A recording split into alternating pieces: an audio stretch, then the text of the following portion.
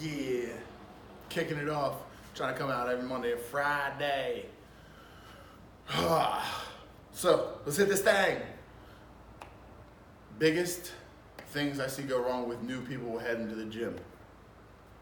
January, anytime you're really starting a program where you have no experience. I'm not talking people that, had a 5-year stint and then quit for a couple years and are coming back. That's something that applies to them as well, but new people going to the gym, I think a lot of times things that they screw up. The first one is quantity over quality. So that applies to weight. That's an ego lifting thing. Trying to impress people, putting as much weight on the bar as you can, squeaking out half reps, half squatted. No one's going to be impressed by you doing a trash quality of motion with more weight. It just doesn't make sense. It does make sense to slowly load up, focus on the quality of your motion, so make sure things are looking good. I'm not saying to not have intensity, but I'm saying you need to have intensity in a controlled environment that's safe and that's progressible. All right. The other one that kind of fits in with this too is being intimidated. So I used to work at LA Fitness, and a lot of the females especially, but also males, were intimidated to go over to the free weight section, so they would stay on some cardio action or do whatever they're doing in the classes. But everybody can benefit from free weights, and it's easier to progress. And I think most people that are just starting out really should be focusing on strength, building strength. Easiest way to build strength is to pick a few movements, get really good at those movements, and progressively overload those movements. This is going to basically guarantee that you're going to progress instead of haphazardly. Muscle confusion was big in the probably 90s, whenever they were talking. Tony Ordon with P90X, muscle confusion is the only thing that matters.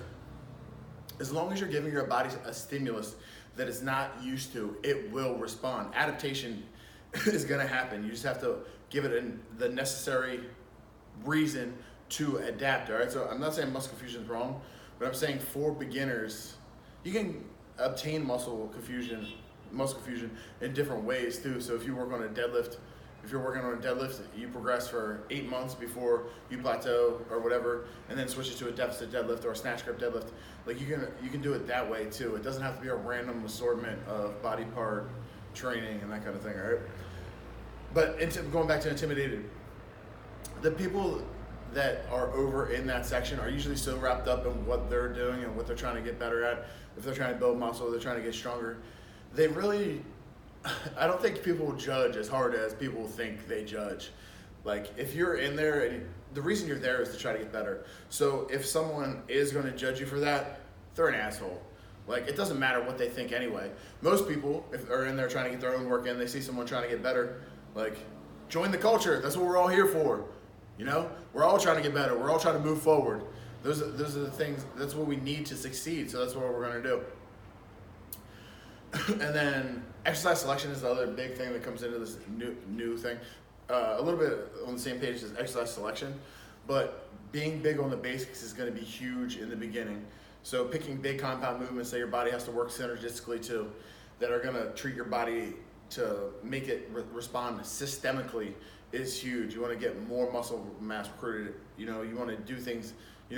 Getting good at a deadlift is going to do way more for you, or getting good at a front squat is going to do way more for you than hammering, in the beginning, some, bicep curls and triceps, supersets, and it's just the way it is. Like, it's very hard to build muscle in general, let alone to build muscle without being very, very, very focused on basic movements.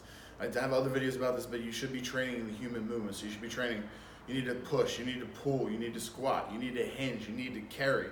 There's a couple ratios that apply. You should probably be pulling double as much as you're pushing. You should probably hinge it double as many times as you're squatting. So you can pay a little bit of attention to volume, but pick a few things. Get good at those things first before going crazy in the ego lifting.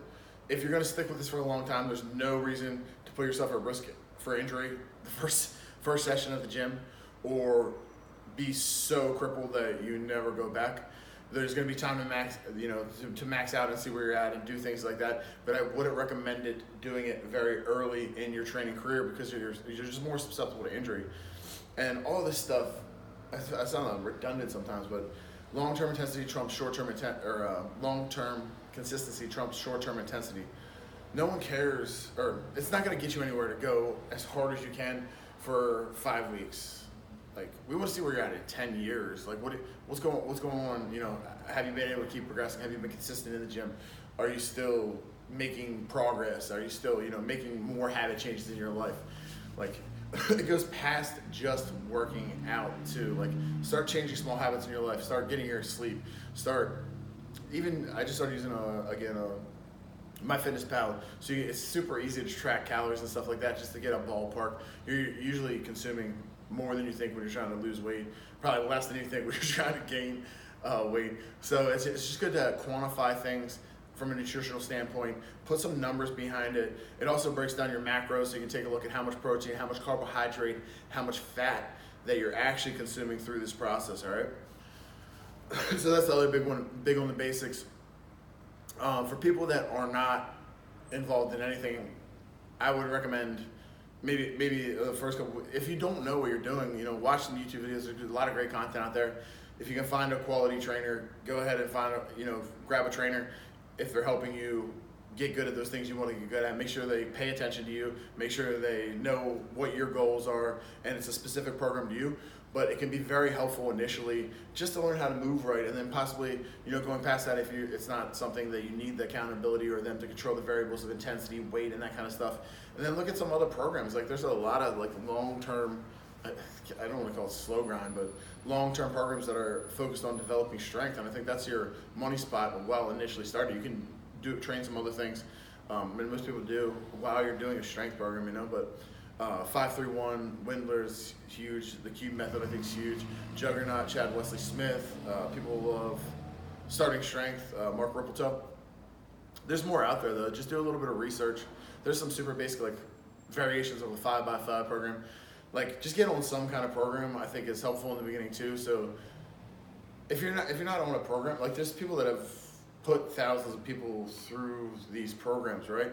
So I guarantee it's going to be better than you just haphazardly guessing rep ranges, types of exercise, variables like how much exercise, the exercise density, how much time you're taking in between sets.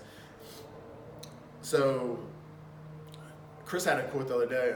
He was saying, why are you taking advice from someone that's not done it before? So if you are taking financial advice from someone that is drowning in debt, living paycheck to paycheck, not developing wealth, this is probably the wrong person to listen to. So talk to someone with experience, or go with one of these more developed, tried, true strength programs, and stay on it for a while. As long as you're giving yourself a proper stimulus, you're gonna be able to respond, all right? And then have some fun with it. That's the other big thing. I think too many people go into the gym, new people, and don't have any fun. They think it's got to be this serious thing where you beat the piss out of yourself and sweat all over and puke on the floor, crawl out of the gym. Are you gonna get sore? Hell yeah. You can play patty cake and you're gonna get sore if you're out of shape. It is what it is. But you should be trying to have some fun while you're training. So try to find some, try to be entertained by the basics. Try to develop a mindset of getting better, moving with grace through these basic movements, and then as you kind of get more technically proficient in these movements, then start grinding it out, trying to add weights, and find joy in the challenge of challenging yourself, getting better. You want to find that and kind of keep that ball rolling, all right? So I hope everybody is killing it today. Friday, Carpe Diem. Peace.